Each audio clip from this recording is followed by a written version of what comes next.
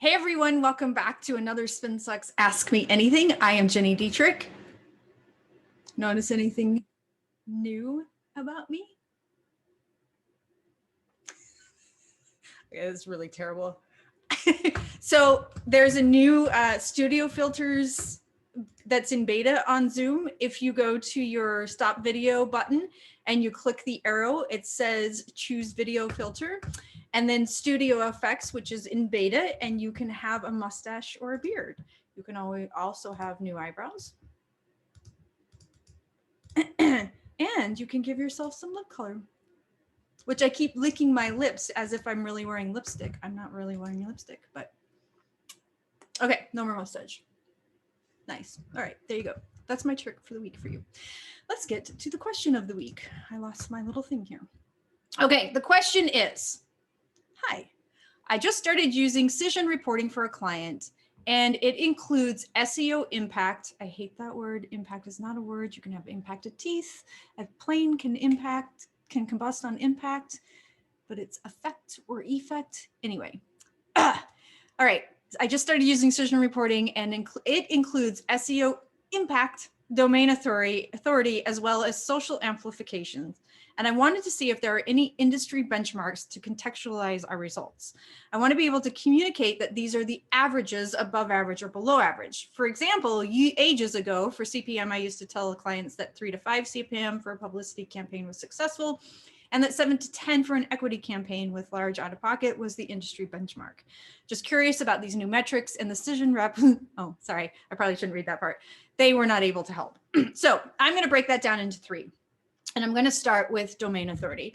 And I've written about this quite a bit because I am a strong believer in the fact that if you are enhancing your domain authority or helping your website's domain authority increase, that you're doing your job. And that is because it is reliant on a few things. It's reliant on really great, valuable content. So if somebody searches a question that you have an answer for, Google rewards you for that and says, yeah, this domain authority is great. It has everything to do with how you're doing your SEO on the back end. So are you using the proper keywords? Are the keywords in your meta descriptions, in your title tags, and your subheads? Do you have alt text on your images? Are you using multimedia, videos, images, that audio, that kind of stuff? It's all reliant on those things. The challenge with that in the context of this question is that there aren't any industry benchmarks because it's really reliant on you. So what we do is we say, okay, here's your domain authority. And for the most part, most websites are between 20 and 40. The New York Times is 100. I think SpinSucks is, I don't even know, actually, it's in the 70s. But that's because we are constantly creating content, right? For most of you, you're not going to be creating content every day. So usually a corporate or a nonprofit website is between 20 and 40. So what we do to set the benchmarks is we say, okay, when we start the program, this is your domain authority. Let's say it's 25.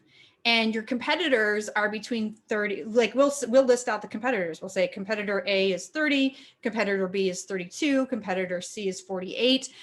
And then we put your website in there and say, okay, yours is 25. Here's what we need to do to increase it. So we do it as a comparison to the competition. You could also do it as a comparison to other industry.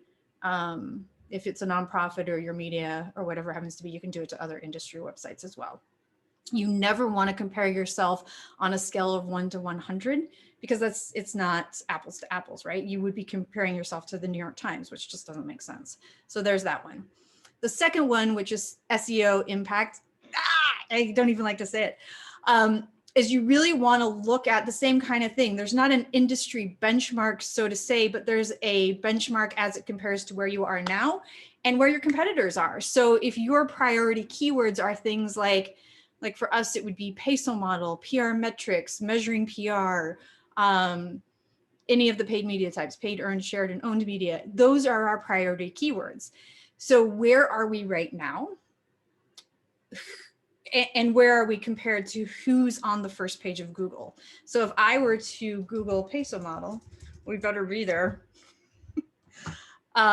It's PR week, then it's us, then it's us, then it's brand point, then it's PRA, public relations, then it's iterative marketing, then it's PR daily, then it's Stephen Waddington, and then it's, so from that perspective, we're on there twice. We also, at least in mine, own the featured snippet, and all of the images it shows are ours. So there, it's all the iterations of our peso model image, which is good.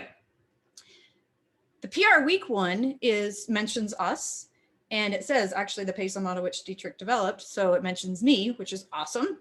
And then we have 2 on the first page. So then I would look at this and I would say, okay, we already are on the first page in the top spots, and we own the featured snippet. We want to stay there. If we drop, that's a problem. Or if somebody takes over the featured snippet, that's a problem. All right. So that's what we would look at. If I look at PR metrics, let's see, Signal AI, interesting, Prowly, SpinSucks, Glean, Burrell's. So same kind of thing. What I would like to see in this, from this perspective, is we don't own the featured snippet, and we're we're 3rd on the list. So ideally what I would want to see happen is that we become number 1 and we get the featured snippet. So I would be working on that. If it's a client or if it's your organization, you want to say, okay, we're in the 3rd spot on the 2nd page. We need to get to the 1st page. And that's how we're going to apply our SEO impact.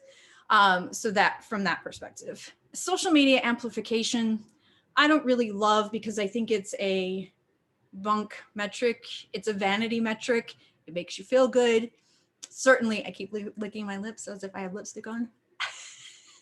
Certainly, it will tell you if the content was great and if it resonated or if it didn't, but it's not really a great metric. So when you think about it from that perspective, what we do is we actually break down our reports and we say, here are all the vanity metrics, because we have clients who still like to see that. And then here are all the metrics that actually drive the business forward. And so I would put the social amplification over there. And you could even, depending on what your program is or what you're being paid to do, you could say, you know, this piece of content did this. You know, we are doing a ton of longer form content, so white papers and ebooks and things like that for one client, and I will look at social amplification for those specific pieces just to see what resonates. And then I'll say, okay, we got this many downloads and this many were in our target audience, and then they became leads, and then they became clients, blah, blah. So we'll actually track that. So that's the way that you can track those 3 things. There's not an industry benchmark for any of those things, which I think is better, because you're comparing yourself against your competition. And you're saying, this is where we are now, and this is where our competition is, and this is where we're going to go. And this is like, maybe we beat our competition, maybe we took over our competition, maybe we're finally at competition level, or maybe we're ahead of competitors right now, which is great. And then we just keep going. So I hope that helps.